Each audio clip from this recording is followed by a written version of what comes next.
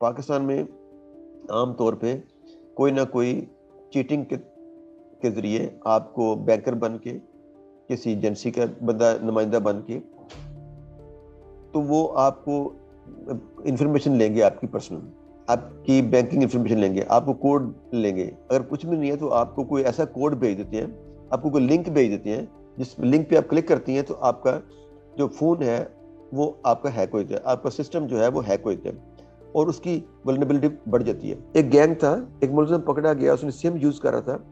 जो सिम उसके पास थी वो कोई बदीन की है, कोई KPK की है, कोई पंजाब के रिमोट एरिया से है, और कहाँ वो रह रहा है। वो जब उसकी जियो फेंसिंग की, जब उसको पकड़ा गया तो वो जड़ांवाला फैसलाबाद का रहने वाला था। उसके पास मल्टीपल सिम्स थी जो उसने लोगों की यूज कर रहा था।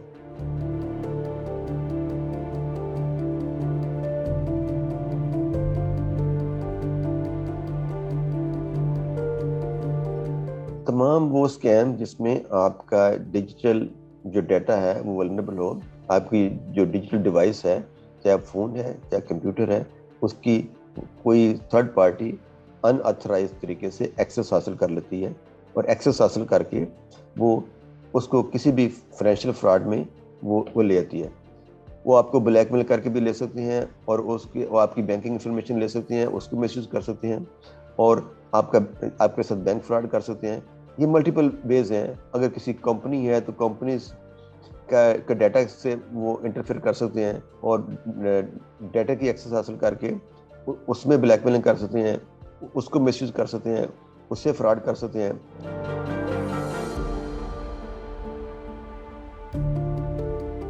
सिम स्वैप ये है कि जी आपकी जो सब्सक्राइबर इंफॉर्मेशन है वो लेके, आपकी पर्सनल इंफॉर्मेशन लेके, और आपके नाम पे एक नई सिम जो है वो एक्टिवेट करवा ली जाए, और उससे आपकी जो सिम है, आपको जो फ़ोन कॉल आ रही हैं वो बंद हो जाएंगी, आपको मैसेज आ रहे हैं वो बंद हो जाएंगे, और थर्ड पार्टी है वो आपके फ़ोन को कंट्रोल पूरा हासिल कर लेगी।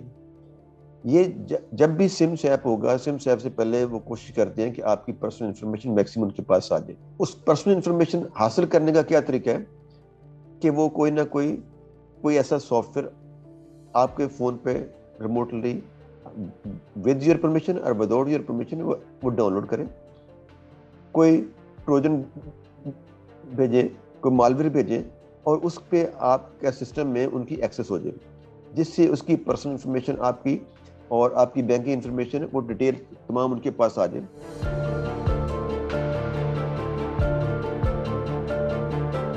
पाकिस्तान में आम तौर पे कोई ना कोई चीटिंग के ज़रिए आपको बैंकर बन के, किसी एजेंसी का नुमाइंदा बन के, तो वो आपको इंफॉर्मेशन लेंगे, आपकी पर्सनल, आपकी बैंकिंग इंफॉर्मेशन लेंगे, आपको कोड लेंगे। अगर कुछ भी नहीं है तो आपको कोई ऐसा कोड भेज देते हैं, आपको कोई लिंक भेज देते हैं, जिस लिंक पे आप क्लिक करती हैं तो आपका जो फ़ोन है वो आपका हैक हो जाता है, आपका सिस्टम जो है वो हैक हो जाता है और उसकी वल्नरेबिलिटी बढ़ जाती है। दूसरा है कि जी आपको कहते हैं अच्छा आप ये नंबर फलां 1 2 3 4 कोई आप प्रेस करें तो आपको ये फ़ायदा होगा, आपको ये होगा।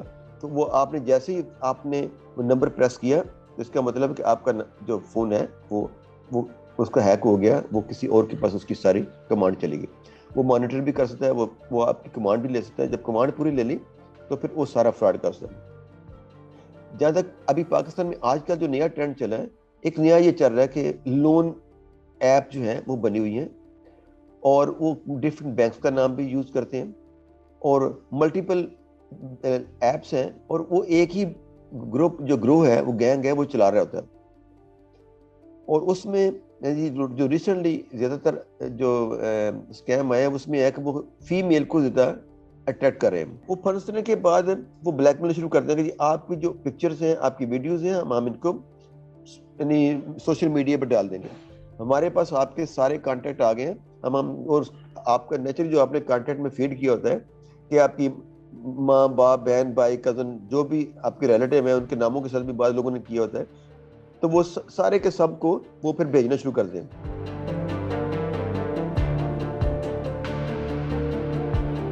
ऐप है उनकी, वो डाउनलोड करते हैं अपने फ़ोन में, और डाउनलोड करते ही वो आपकी जितना कांटेक्ट है وہ ساری کی ساری ڈیٹیل وہ حاصل کر لیتے ہیں، آپ کی ویڈیوز کی، آپ کی پکچرز کی، وہ ساری وہ ایکسیس حاصل کر لیتے ہیں.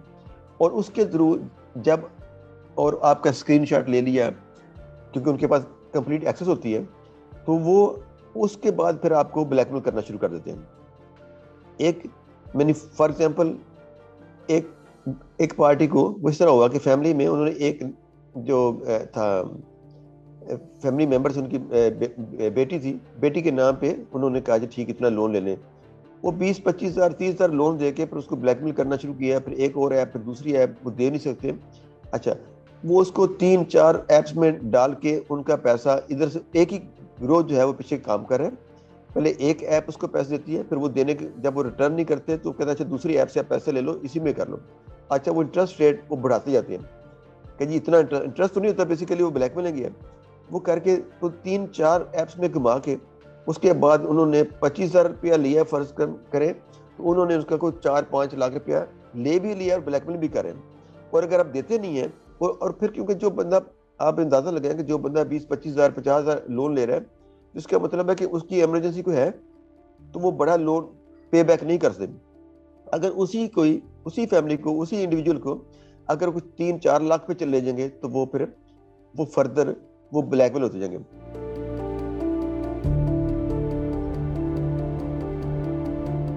مدر آف آل جو ہے نا انفارمیشن ہے وہ آپ کا CNIC ہے. تو ہمارے کیونکہ ایک جنرلی جو ہے پاکستان میں پرائیویسی جو ہے وہ ہمارا ایشو ہی نہیں ہے. نہ تو عام پبلک کو اس کی اہمیت کا احساس ہے، اور نہ ہی ہمارے جو پالیسی میکرز ہیں ان کو احساس ہے کہ آپ کی پرسنل انفارمیشن کتنی امپورٹنٹ ہے. اور اسپیشلی جب تک ہم ڈیجیٹل سپیس میں آئے اس کے بعد اس کی اہمیت بہت بڑھ گئی ہے. جب آپ کا شناختی کارڈ یا اس کی فوٹو کاپی کسی کے پاس آ جاتی ہے تو آپ کی تقریباً بیسک انفارمیشن ساری اس پہ چلی تھی. آپ کا ایڈریس چلا گیا، آپ کا CNC نمبر چلا گیا، اور ناظرہ بننے کے بعد آپ کی تمام انفارمیشن آہستہ آہستہ ساری آپ کی CNIC پہ چل رہی ہے. آپ کو جتنے فون ایشو ہیں وہ آپ کی CNIC سے پتہ چلے گا.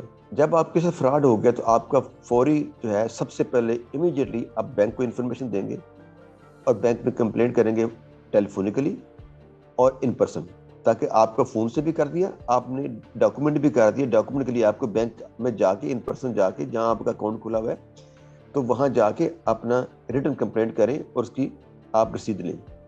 دوسرا ہے کہ جی آپ فوری طور پہ FIA کو، سائبر کرائم کو کمپلینٹ کریں. اچھا، FIA سائبر کرائم کو کمپلینٹ کرنے کے 2 طریقے ہیں. ایک ہے آپ آن لائن ویب سائٹ پہ جا کے آپ کمپلینٹ رجسٹر کر سکتے ہیں، اور دوسرا ہے کہ ان پرسن جا کر سکتے ہیں. جب تک کہ کیونکہ وہاں پہ بیک لگ بہت زیادہ ہے، کمپلینٹس بہت زیادہ ہیں، اسٹاف بہت کم ہے، تو اس لیے جو کمپلینٹ آئی ہے جب تک انڈیویجول جا کے پرسنلی پرسو نہیں کرتا تو اس کو اس طرح ٹریٹ نہیں کیا جاتا. لیکن عام آدمی جسے فراڈ ہوا تو وہ سمجھتا کہ میں نے یہ فراڈ کی انفارمیشن دے دی، میں نے کمپلینٹ کر دی، تو اب FIA خود ہی یہ سارا کرنا شروع کر دی. ایسا نہیں ہے، آپ نے جا کے اس کو پرسنلی پرسو کرنا ہے. بعض لوگ کرتے ہیں کہ چھوٹی اماؤنٹ ہے تو چھوڑ دیتے ہیں، اچھا بھی، لیکن اس سے کیا ہوتا ہے کہ اس میں فراڈسٹر کو پھر اور انسینٹیو ملتا ہے، وہ پھر اور فراڈ کرتا ہے.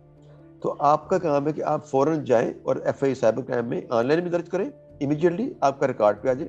اور دوسرا، آپ نے سائبر کرائم جا کے جو اس کو انکوائری مارک ہو اس بندے سے پرسو کریں، اس کو سارا ڈیٹا پرووائڈ کریں جو ڈیٹیل آپ کی ہے. اور ہو سکتا ہے کہ وہاں آپ کے فون یا کمپیوٹر کو اس کی فرینزک کرنی پڑے، تاکہ اس کو کل کو ملزم پکڑتے ہیں تو اس کی ڈیجیٹل ایویڈنس کے لیے وہ ریکوائرمنٹ ہو. اچھا،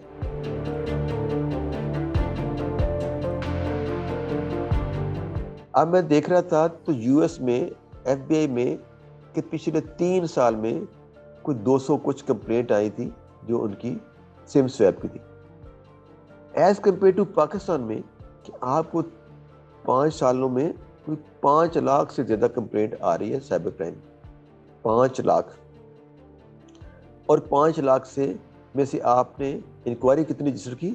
50,000 میں سے آپ نے پھر اگین کہ آپ نے FIR درج کی 5,000، اور 5,000 FIR درج کرنے کے بعد آپ نے 5 سال میں اکیوز کتنے درج کیے؟ پچھلی FIR بھی اور یہ 5,000 بھی FIR بھی، اور ٹوٹل اکیوز کتنے؟ 4,300. اور آؤٹ آف 4300 جو اکیوز آپ نے اریسٹ کیے اور جو آلریڈی پریویس کیسوں میں اریسٹ ہوئے تھے جو پچھلے 5-10 سال میں، وہ سب ملا کے ان 5 سالوں میں سزا کتنے کر رہی ہے؟ 151 کو. اچھا، اب سائبر کرائم کا ایشو کیا ہے کہ وہی لوگ ہیں جو چند ایک جو پچھلے 14-15 سال سے بیٹھے ہوئے ہیں، انہوں نے ہولڈ کیا ہوا ہے. اور جو اوپر ٹاپ پوزیشن پہ جو جوڈیشل ڈائریکٹر جنرل آتے ہیں، اکثر کئی ایسے ہوتے ہیں ان کو سائبر کا اتنا اویئرنیس نہیں ہوتی. اور گورنمنٹ کا بھی، جتنی بھی گورنمنٹس آئی ہیں ان کی فرسٹ پرائرٹی صرف اتنی ہوتی ہے کہ وہ جو ان کی انڈیویجول کی، پولیٹیشین کی یا ڈفرینٹ جو انسٹیٹیوشن میں جو لوگ بڑے بیٹھے ہیں ان کی ڈیفامیشن پہ فوری کوئک ایکشن بھی ہوتا ہے، بندے پکڑے بھی جائیں گے اور ان کو ان کا ٹرائل بھی ہوگا. لیکن جو یہ فائنینشیل فراڈ ہے جو انڈیویجول کے ساتھ ہو رہا ہے، اس کی وہ پرائرٹی نہیں ہوتی کہ جو، کیونکہ فائنینشیل فراڈ کا ایک اور بھی المیہ ہے کہ اگر آپ کا ساتھ کوئی ڈیفامیشن ہے، سیکسول ہراسمنٹ ہے، آپ کی کوئی اور ہے، اس میں انڈیویجول کو اپنی جو انڈیویجول ہوتا ہے اس کو بہت تکلیف ہوتی ہے اور وہ کیس کو ریگولسلی پرسو کر رہا ہوتا ہے، وہ لڑ رہا ہوتا ہے، سفارشیں ڈلوا رہا ہوتا ہے. اور جو فائنینشیل فراڈ ہے اگر ہیوی اماؤنٹ ہے تو وہ پرسو کرے گا، اور وہ بھی پرسو کب تک کرے گا؟ جب تک اس کی اماؤنٹ ریکور نہیں ہوتی. اور اگر چھوٹی اماؤنٹ ہے تو وہ دھکے کھانے کی بجائے وہ اول تو کمپلینٹ ہی نہیں کرتا. Thank you for watching the full video. If you want to see more of such meaningful content, show your support by hitting the subscribe button.